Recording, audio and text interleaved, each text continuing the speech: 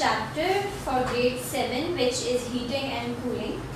और heating and cooling का basic difference होता है, हीट का मतलब होता है ऑब्वियसली जब आप किसी चीज़ को गर्म करें और उसमें से हीट निकले, या किसी को गर्म करने के प्रोसेस को हीटिंग कहते हैं और ठंडा करने के प्रोसेस को कूलिंग कहते हैं। तो आपके पेज नंबर 3 पर जो एक हेडिंग दी हुई है टेम्परेचर एंड हीट, तो सबसे पहले we need to know what temperature is.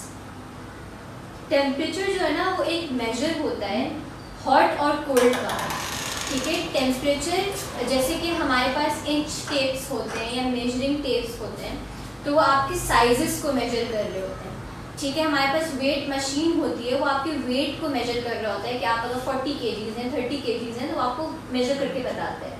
इसी तरह टेम्परेचर जो है वो आपकी हीट या कोल्ड को मेजर करके बताता है कि क्या चीज़ कितनी गर्म या कितनी ठंडी है, ठीक है। जिस तरीके से हम वेट करवाने जाते हैं तो हमें किलोग्राम में वेट बताया जाता है केजीज में, इसी तरीके से हमें जो टेम्परेचर बताया जाता है वो डिग्री सेल्सियस में बताया जाता है, ठीक है।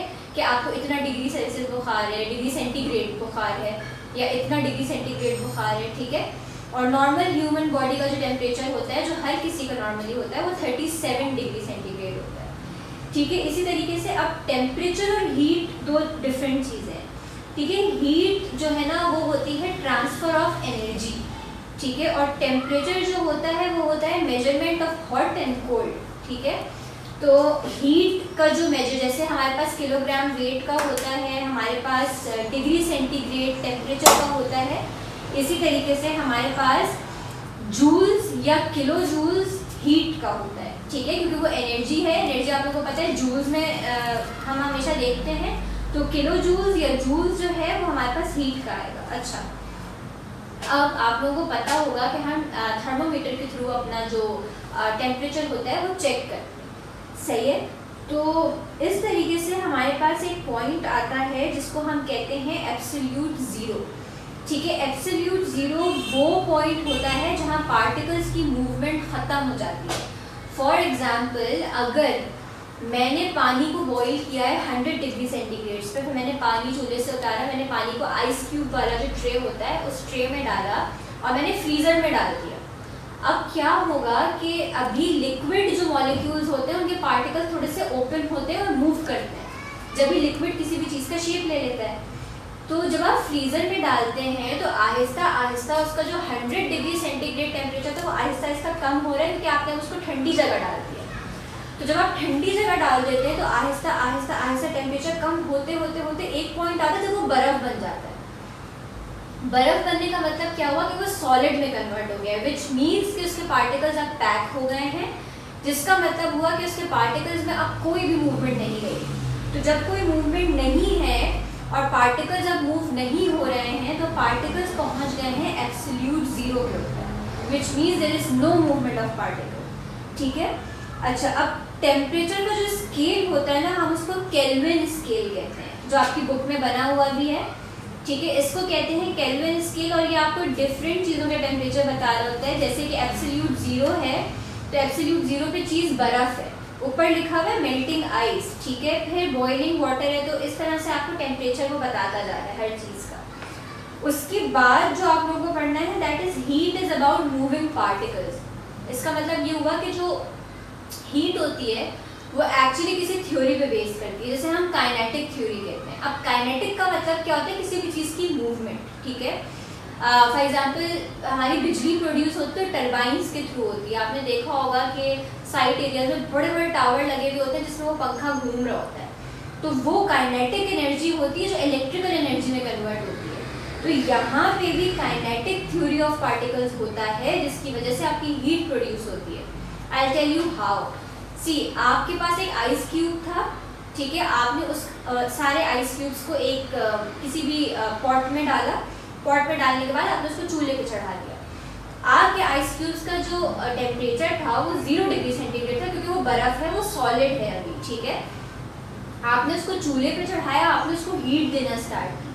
आहिस्ता आहिस्ता जैसे जैसे उसको हीट मिलती गई वो लिक्विड में कन्वर्ट हो गया, ठीक है। कन्वर्ट होते होते अब स्टेट ऑफ मैटर चेंज हो गया। पहले पार्टिकल्स पैक थे, करीब थे, इस वजह से वो सॉलिड हो गए थे, सख्त हो गए थे। अब पार्टिकल्स को हीट मिल रही है, उनका बॉन्ड टूट रहा है, बॉन्ड टूटने की वजह से पार्टिकल्स सॉलिड से लिक्विड की तरफ जा रहे हैं।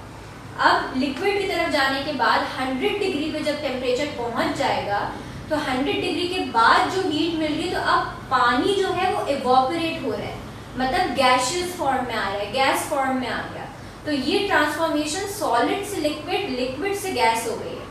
इसमें पार्टिकल ट्रांसफॉर्मेशन कैसे आएगी? सॉलिड में पैक्ड पार्टिकल्स थे, हमने हीट दी, बॉन्ड तोड़ा, वो लूज पार्टिकल्स हो गए, लूजली पैक्ड, मतलब थोड़े से करीब, थोड़े से दूर दूर हो गए वो एक दूसरे से। फिर जब हमने मजीद हीट दी तो वो फिर गैशियस पार्टिकल्स जो होते हैं वो फ्री टू मूव होते हैं। हमारी हवा जो है वो गैस है, हमें दिख नहीं रही है, लेकिन पार्टिकल्स हर जगह हैं। तो अगर हवा सॉलिड होती तो वो हमारे हाथ में होती, बंद होती, लिक्विड होती तो हमें किसी कंटेनर में लेके घूमना पड़ता, तो मुश्किल होती। इसी वजह से अल्लाह ताला ने हवा को ओपन रखा है, फ्री फॉर ऑल, आप कोई भी सांस ले सकता है, कभी भी सांस ले सकता है। इसी तरीके से क्या हुआ, जब हमने हीट किया तो वही पानी इवोपरेट होकर गैस बन गया, तो पार्टिकल्स फ्री टू मूव हो गए। इसको कहते हैं काइनेटिक पार्टिकल थ्योरी। ठीक है, ये एक थ्योरी है जिसमें आपको पता चलता है कि सॉलिड के जो, ये आपके पास पेज नंबर 4 पर पिक्चर दी हुई है यहाँ पर, जिसमें वो आपको बता रहे हैं कि सॉलिड के पार्टिकल्स बहुत ज़्यादा पैक्ड और क्लोज हैं। जब भी सॉलिड हमेशा आपकी शेप में रहता है, कुर्सी सॉलिड है, फर्नीचर सॉलिड है, ठीक है, हम ये सारी चीज़ें हमेशा आपकी शेप में रहती हैं। आपने कभी देखा गर्मी हुई तो कुर्सी पिघल गई? ऐसा नहीं होता है, क्योंकि solid particles remain in their shape. ठीक है, उसके बाद लिक्विड्स हैं, लिक्विड्स के जो पार्टिकल हैं वो सॉलिड से थोड़ा सा दूर है, इस वजह से लिक्विड किसी भी चीज़ का शेप ले लेता है। ठीक है, आप उसको ग्लास में डालोगे तो ग्लास के शेप का बन जाएगा, बॉटल में डालोगे बॉटल की शेप का बन जाएगा। उसके बाद है गैस। गैस के पार्टिकल्स हैं दूर, लेकिन गैस भी किसी भी शेप में जा सकता है। जैसे जब हम टायर में हवा भरते हैं तो वो टायर की शेप ले लेते हैं, ठीक है, लेकिन गैस के पार्टिकल्स बहुत दूर होते हैं। सही है, ये हो गया आपका काइनेटिक पार्टिकल थ्योरी। अब आपके पास आते हैं कुछ वर्ड्स जो आपको हीटिंग और कूलिंग में जानना ज़रूरी है, जिनमें से एक वर्ड है मेल्टिंग, जो आप में से हर किसी को पता ही होगा। किसी भी चीज़ का पिघलना मेल्टिंग होता है, या और इसका जो स्टेट चेंज होता है सॉलिड से लिक्विड। ठीक है, उसके बाद एवोपरेशन, किसी भी चीज़ का गैस में कन्वर्ट हो जाना is evaporation. For example boiling इसकी सबसे अच्छी एग्जाम्पल है। जब आप पानी बॉईल करते हो तो सारा पानी एवोपरेट होना शुरू हो जाता है, तो अगर आप चूल्हा बंद नहीं करेंगे तो सारा पानी उड़ जाएगा उसके अंदर से। ठीक है, वो इसी तरह वो गैस बन बन के उड़ रहा होता है। उसके बाद है कंडेंसिंग। कंडेंस का मतलब होता है किसी चीज़ को ठंडा करना। ठीक है, हमने बहुत दफ़ा सुना है कंडेंस्ड मिल्क के बारे में, तो कंडेंसिंग का मतलब ही यही होता है कि हम किसी चीज़ को ठंडा कर रहे होते हैं। ठीक है, जिसमें आपकी बुक में जो एग्जाम्पल दी हुई है वो है कि उन्होंने पानी को बॉईल करने के लिए चढ़ाया हुआ है, और जब फॉर एग्जाम्पल मैंने पानी को बॉईल करने के लिए चढ़ाया और फिर मैंने चूल्हा बंद कर दिया, तो ऑब्वियसली अब टेम्परेचर कम होगा। जब टेम्परेचर कम हो रहा है तो वो जो पानी ठंडा हो रहा है उसको कंडेंसेशन कहते हैं। ठीक है, फिर है freezing. Freezing is very easy, किसी भी चीज़ को फ्रीज करना, किसी भी चीज़ को बर्फ़ बना देना। फॉर एग्जाम्पल किसी लिक्विड चीज़ को सॉलिड में कन्वर्ट कर दिया आपने फ्रीज करके। उसके बाद है मास इज कंजर्व्ड, मतलब कि आपका कंजर्वेशन का मतलब है किसी चीज़ को महफूज कर देना। ठीक है, तो मास आपका कंजर्व होता है, वो किस तरीके से होता है कि पार्टिकल्स जो है ना वो हर दफ़ा में सेम रहते हैं।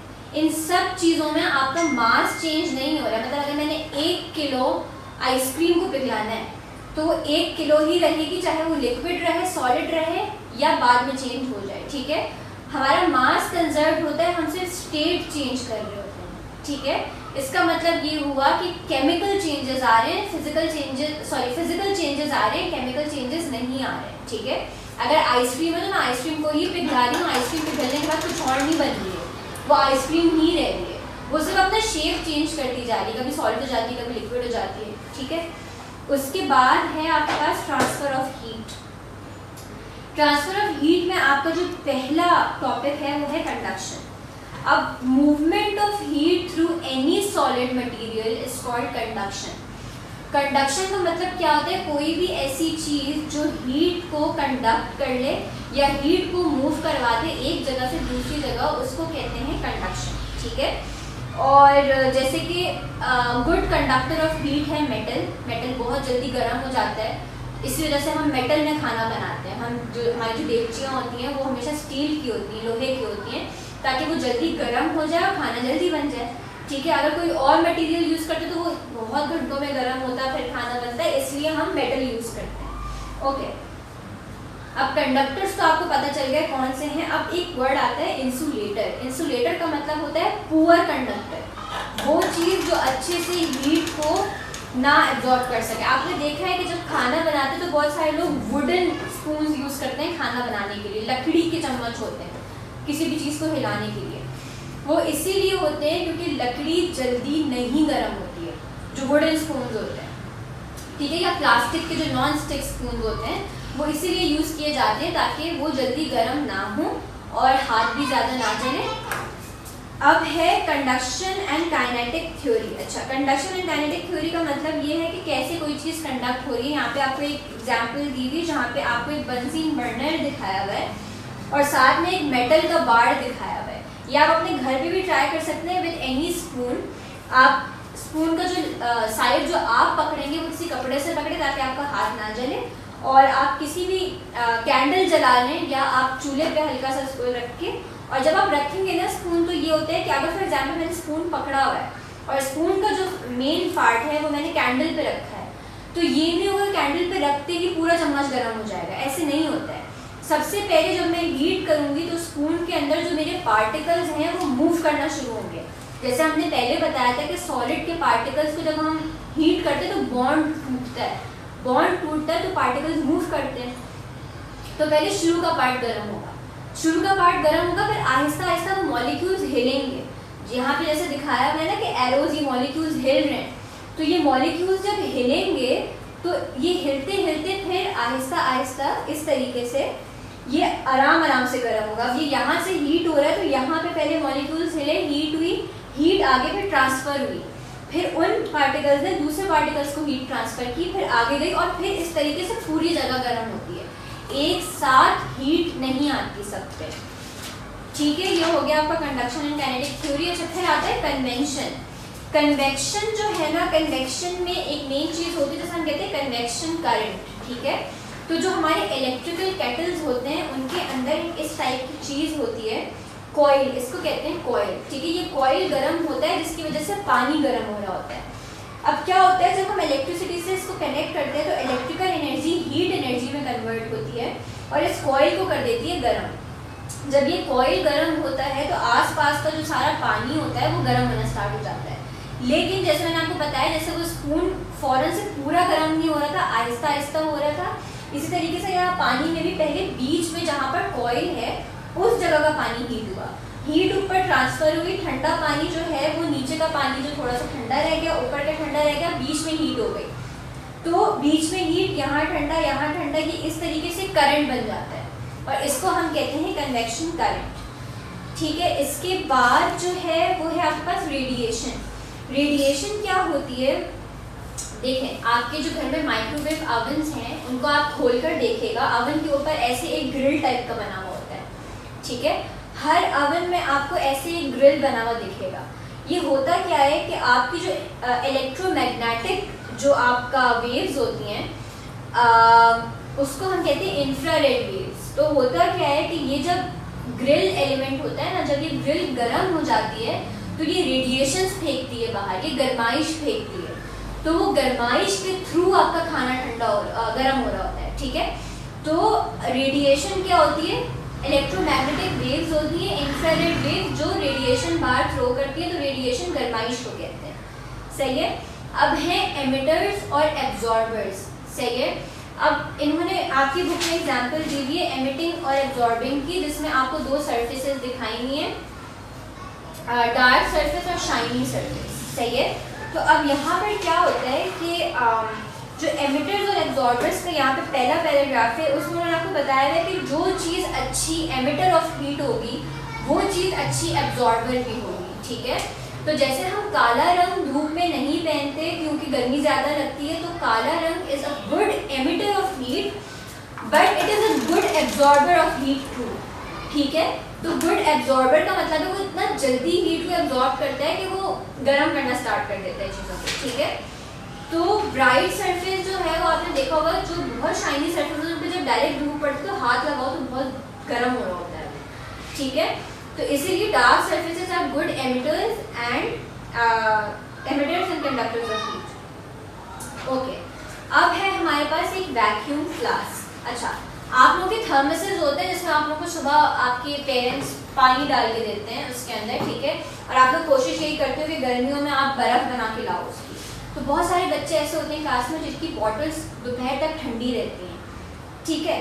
तो वो क्यों रहती हैं? क्योंकि ये जो थर्मस होता है ना आपका, ये एक फ्लास्क है, इसके अंदर जो है वो बना हुआ इस स्टाइल से होता है कि वो आपकी चीज़ को, अगर आप गर्म पानी डाल रहे हो वो गर्म ही रखेगा, अगर आप ठंडा पानी डाल रहे हो तो वो ठंडा ही रखेगा। वो किस तरह से होता है कि ये जो ऊपर स्टॉपर दिया हुआ है आपका, जो कैप होती है थर्मस की, वो जो है ना रिड्यूस करती है हीट लॉस। फॉर एग्जाम्पल मैंने चाय डाली है थर्मस में, ठीक है, गर्म चाय, तो कैप क्या करेगा, कैप जो गर्माइश है वो बाहर निकलने से रोक देगा, तो अंदर ही हीट रहती है, ठीक है। उसके बाद जो स्पेस होता है, थर्मस इस तरह से डिज़ाइन होता है कि यहाँ पर एक पूरा स्पेस दिया हुआ होता है, ये होता है वैक्यूम फिल्ड स्पेस। इसके अंदर एक तरीके का एयर होता है, ठीक है, हवा होती है, और वो एयर जो है ना वो इसके अंदर फिल हुई होती है, जिसकी वजह से आपका कन्वेंशन और कंडक्शन मुस्तकिल हो रहा होता है, जो अभी हमने पीछे पढ़ा, ठीक है। तो जो वो करंट होता है ना वो इसी के अंदर प्रोड्यूस होता रहता है, तो आपकी चाय रहेगी इसमें गर्म, ठीक है। और इसके साथ एक सिल्वर लाइनिंग होती है आपके थर्मस में, वो सिल्वर लाइनिंग जो है ना वो रिड्यूस करती है हीट लॉस, वो गर्माइश को जाने नहीं देती है बाहर, तो इसलिए आपकी चाय उसके अंदर हमेशा गर्म रहती है। Now more changes about state. अच्छा, ये वही सेम चीज़ है जो मैंने आपको पहले पढ़ाई है, तो इसके ग्राफ पे आप लोगों को एक लास्ट पेज पर ग्राफ दिया हुआ है, पेज नंबर 10 पे। तो ग्राफ के अंदर इन्होंने 4 स्टेजेस आपको डिफाइन किए हुए। फर्स्ट स्टेज जो है उसको वो दिखा रहे हैं कि -30 डिग्री पे आइस थी, ठीक है। अच्छा, तो उन्होंने आइस को हीट करना शुरू किया, तो 0 डिग्री पे आइस आ गई पहले, फिर 0 डिग्री के बाद और हीट किया, तो उसके बाद थोड़ी सी स्टेबल हो गई, ठीक है। स्टेज 2 में जो है वो मॉलिक्यूल्स जो है वो टूट रहे हैं, पार्टिकल्स टूट रहे हैं पानी में, ठीक है। थर्ड स्टेज में जो है आपकी हीट एनर्जी बढ़ गई और वो बॉइलिंग की तरफ जा रही है, ठीक है। उसके बाद बॉइलिंग के बाद फोर्थ स्टेज पे आके अब 100 से ऊपर नहीं पड़ा है, वो स्टेबल हो गया और आपका पानी बॉयल हो गया। इसका मतलब क्या हुआ कि आपने आइस डाली देगची के अंदर, वो सॉलिड थी, आपने हीट की, वो लिक्विड बनी, और लिक्विड बनने के बाद हमने चूल्हा बंद कर दिया। जो मैंने आपको पहले बताया था पूरा कि पार्टिकल्स चेंज हो रहे होते हैं, थ्योरी चेंज हो रही होती है,